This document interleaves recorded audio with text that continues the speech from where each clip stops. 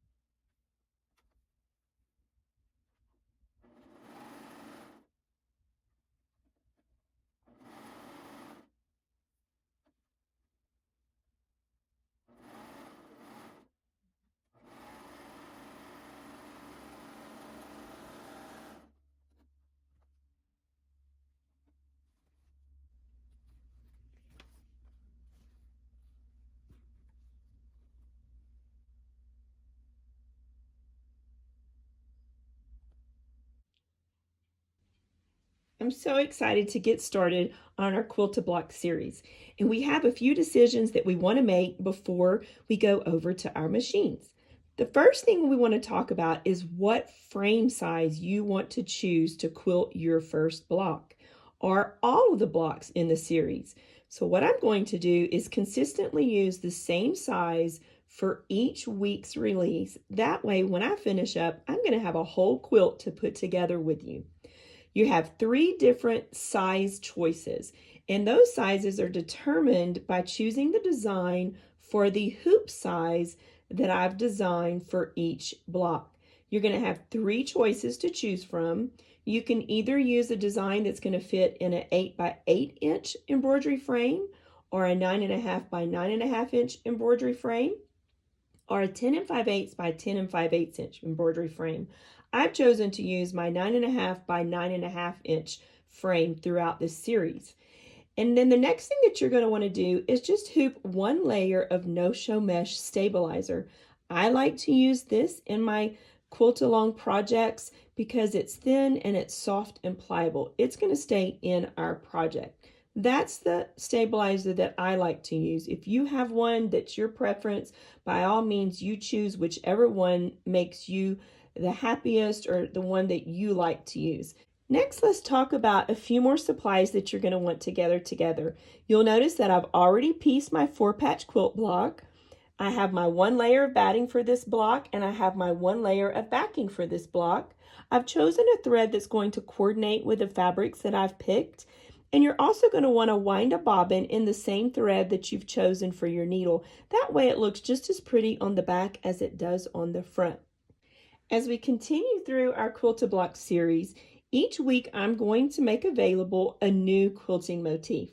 Now this tutorial, which is going to be our first one, it'll be the tutorial that you might want to bounce back to, look at it again, just for the step-by-step tutorial of how it's going to be quilted. So as I release new designs each week until we finish up this series, those newer tutorials, you're just going to see me quilting along pretty quickly.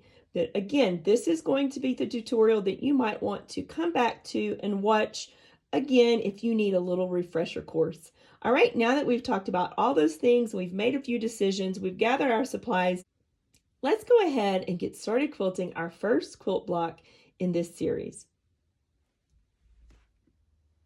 Before we get started stitching, go ahead and thread your needle with the color of thread that's going to coordinate with your block, and also your bobbin that's going to coordinate with your block. All right, so now it's time to go to our machine and find our embroidery design. Just to let you know, I have a wired mouse that's attached to my machine. So if you'll notice on the screen, there's a little arrow, and you'll see that little arrow moving around. And that's where you want to follow your eyes. Just follow along with the arrow as I talk you through the process. We're going to go into the embroidery section of my machine.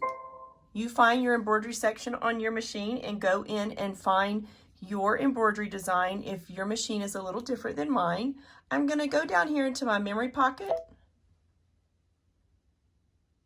And I have a flash drive attached to my machine on the right hand side over here on the outer edge of the machine.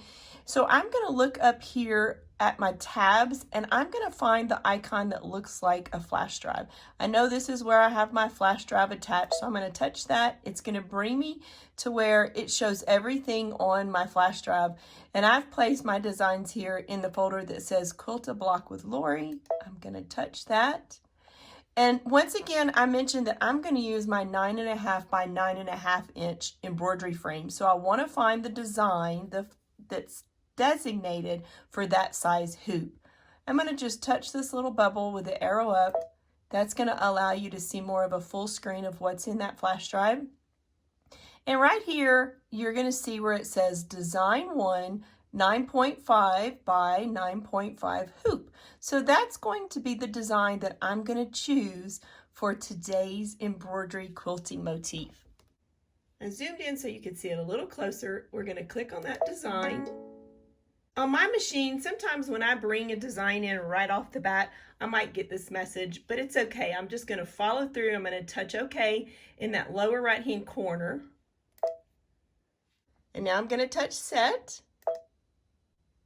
And now it's brought the design on my workspace. Now I'll just touch Embroidery in the lower right-hand corner, and we'll be ready to get started.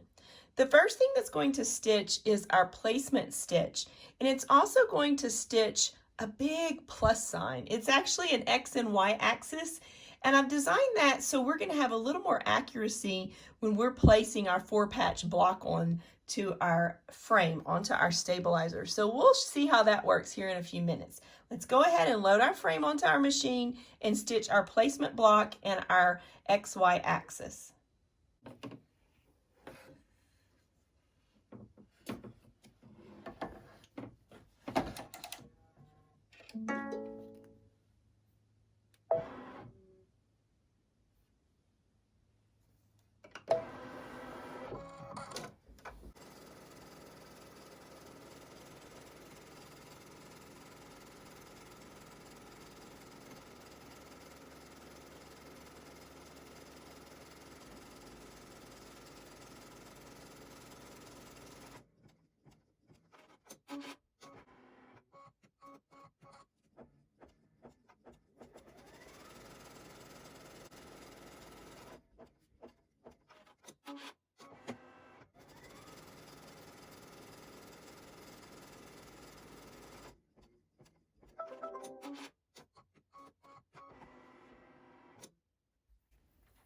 So now you can see that we've stitched our XY axis and our placement square. We're going to go back over to our cutting area and arrange our backing fabric onto the back of our frame. So let me remove the frame and head over to our little workspace. Now that we've stitched our placement stitch, we're going to take our frame and we're going to flip it upside down.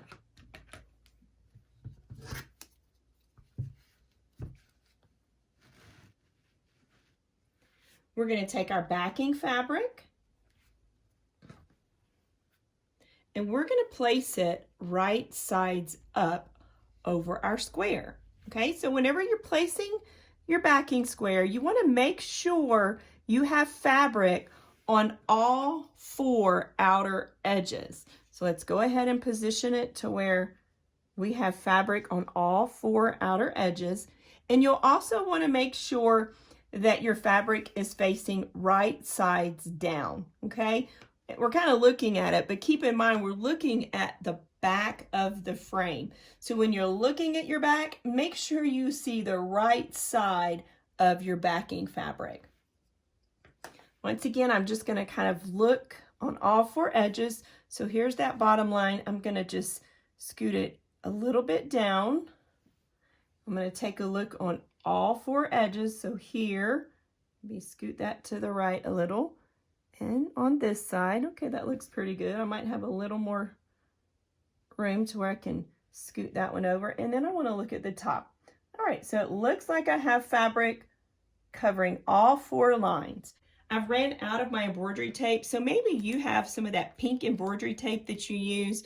I'm just using some 3M tape to temporarily hold my block in place. So make sure it's sticky. Don't use a piece of tape that you used before for this process while we're doing the back section, because your frame is going to be sliding on the bed of your machine, and if any of this tape is peeling up, it might grab a hold of the bed of the machine and start coming undone. So make sure this is a fresh piece, and you're going to just ever so slightly lay one edge of the tape on a bit of the fabric.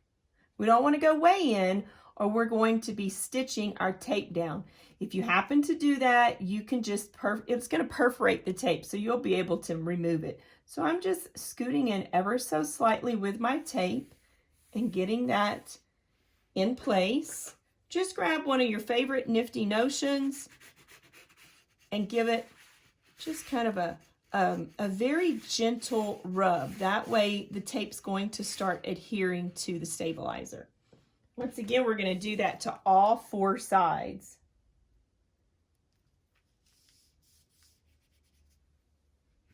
And if it's going to scoot up on you, it's those edges typically that might scoot up on you. So just give that an extra little, a little rub. Let me do the other 2 sides. Keep in mind, this is just temporary. I have a little bubble, so let me pick that up. That might happen to you, so just pet your fabric down. There we go, that's a little better. And then again on the outer edge.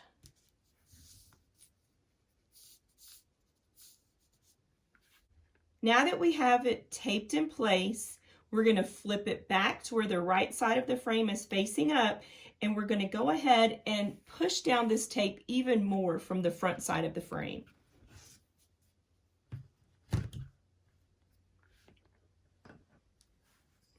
So we really want to be able to rub very,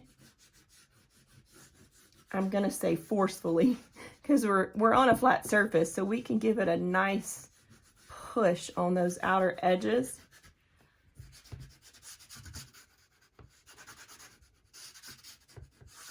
Now, if you happen to be doing one of the smaller sizes and your tape is a little too wide, then you can take the tape that you have and you could cut the tape in half before you apply it to the back side.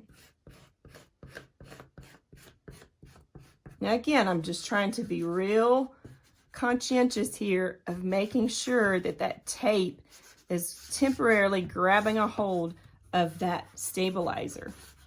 And by doing this, I'll be less likely to have it peel up. Okay? Now if you have another way of If you have another favorite type of tape that you like to use, then you can try the one that you feel like works best for you also. Let's go ahead now and go back to the machine, and we're going to tack our backing fabric onto our stabilizer. Now I'm going to gently go ahead and slide my frame back on.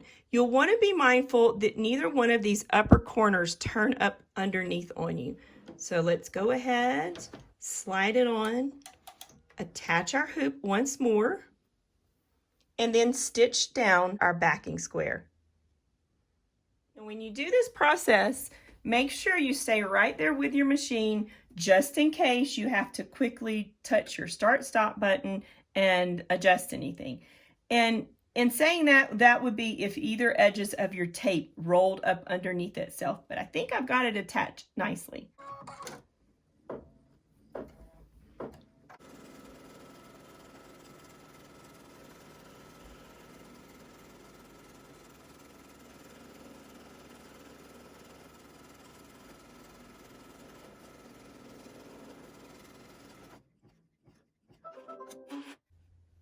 Next, we're going to take, once again, and flip our frame upside down. We don't need to leave that tape onto the backing any longer.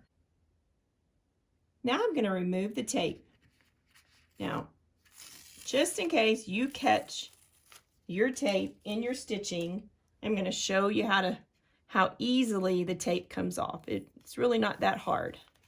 So I've not caught it up here, but I did catch it over here on the side. Once you quilt a few of these, you're going to be a pro at this. All right, so you'll notice that the tape, it just kind of perforates away. So you'll be able to pull that off. If you have any little pieces caught into your seam, you can use some of your little tweezers and then just pull that extra tape out of there. I've also caught it here a little bit at the bottom.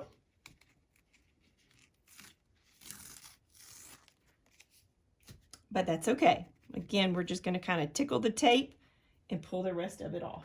All right, now that we've got our tape off, it's time for us to flip our frame back over so we have right side facing up.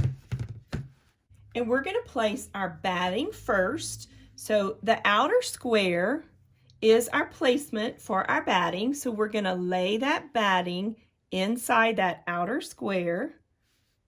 You'll see a little bit of the stitching on that outer square, and that's quite all right. And then the next thing that we're going to do is align our four-patch.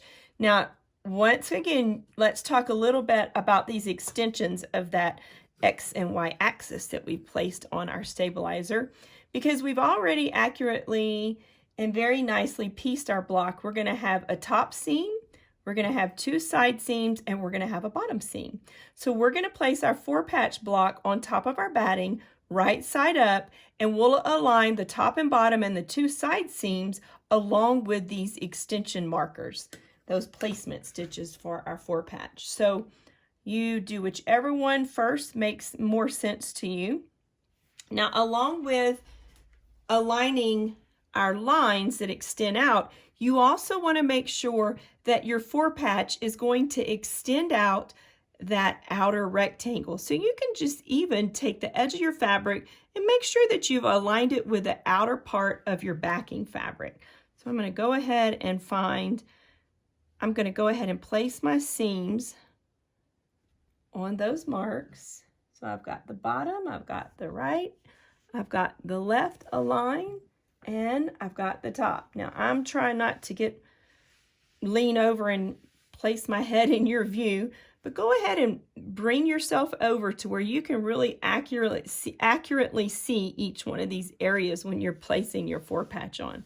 Okay, I think I've got that in place, nice and neat. And once again, we're going to grab some tape and we're going to place down all four sides. Again, I'm just catching a wee little bit of the fabric.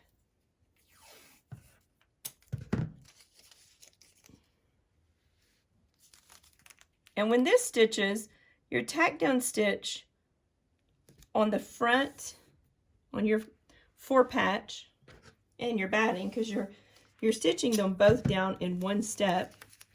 I've taken that line and brought it in a little bit more than what you saw on your backing square when we tacked it down. So now look, see here how I'm kind of touching the edge of the frame. This is where I mentioned that at this point you could come in, if whatever you're using is a little bit wide, you could come in here and just trim that down ever so slightly.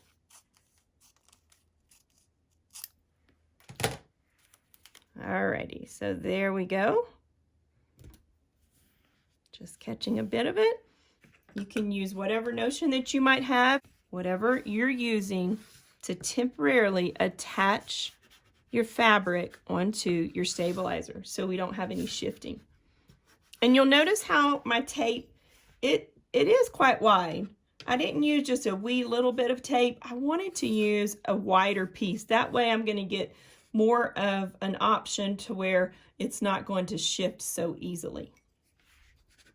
If you've done any construction in the hoop, you'll know exactly what I'm talking about. All right, so now let's go back to the machine and attach. We're going to go ahead and attach our 4-patch and our batting onto our stabilizer, and then after that we're going to quilt our quilting motif.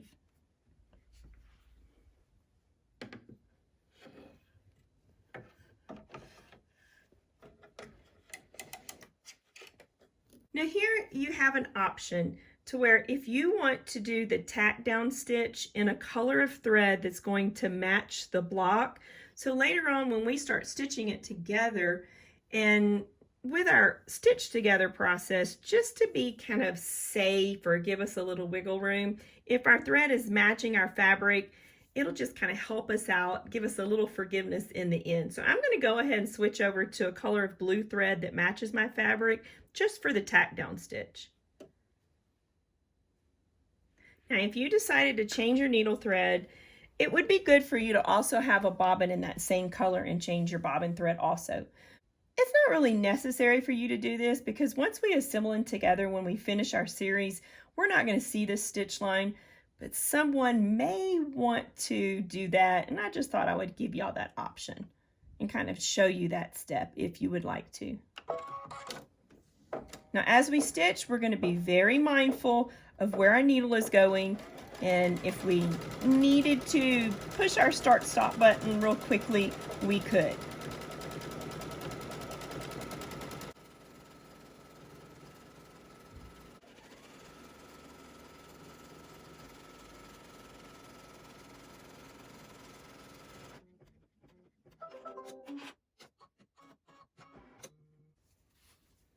Now that we've got our tack down stitch stitched, we're going to remove our tape.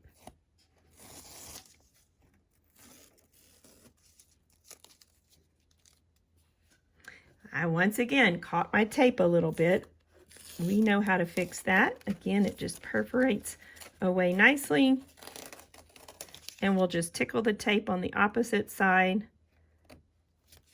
If you need to get out your little tweezers, you can do that, and that'll help you kind of be able to a little easier pull that tape out of that seam if you do catch your seam. I like to show y'all my faux pas because you might do it too.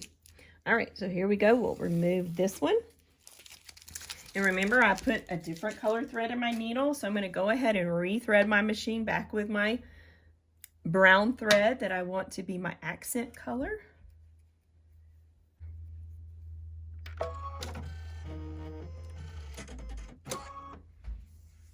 Now that I've rethreaded, let's go ahead and quilt our quilting motif.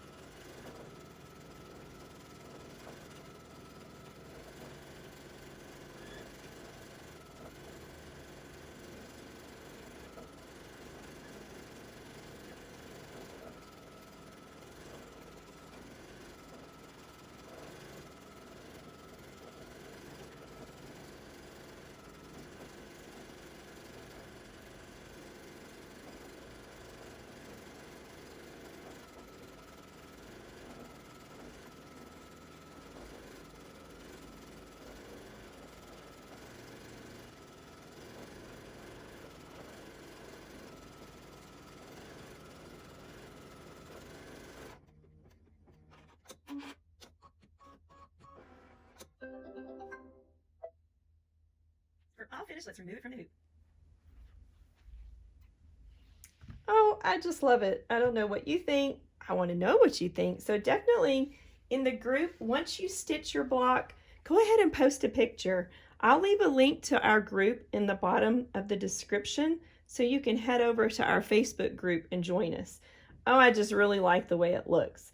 Let's go ahead and remove it from the hoop. And we're going to trim. Now what we're going to do is use our outer line for our trimming line. And we're going to use the outer line from the front of the block. So I'm going to grab my rotary cutter and a ruler. And you'll notice that maybe on your block you don't have a full 1/4 of an inch from the stitch line, but that's okay. Don't worry about that. As long as you have, you know, a generous, just maybe under a 1/4 of an inch, you're going to be fine. We're going to take our ruler. We're going to find our 1/4 of an inch mark on our ruler and align it with that outside stitch line, and then we'll trim. Now that I've aligned that mark with the stitch line, 1/4 of an inch to the right of the stitch line is going to be our trimming mark. So now we have a 1/4 of an inch from the stitch line to the outer edge. Now we'll just rotate our fabric around and do that on all 4 sides.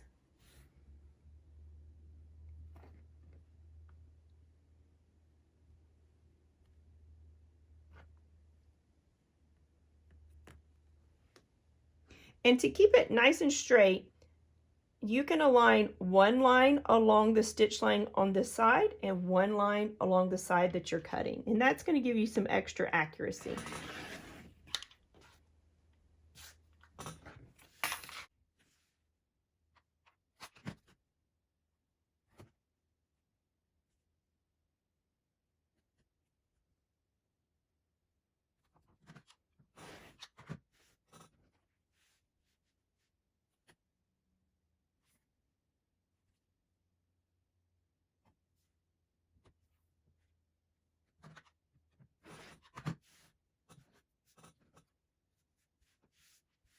Now that we've quilted our first block in our series, I'm really excited to design lots more so we can really build a quilt very quickly.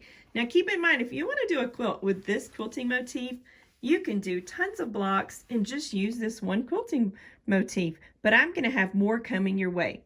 You'll notice that I pieced my blocks together on my serger.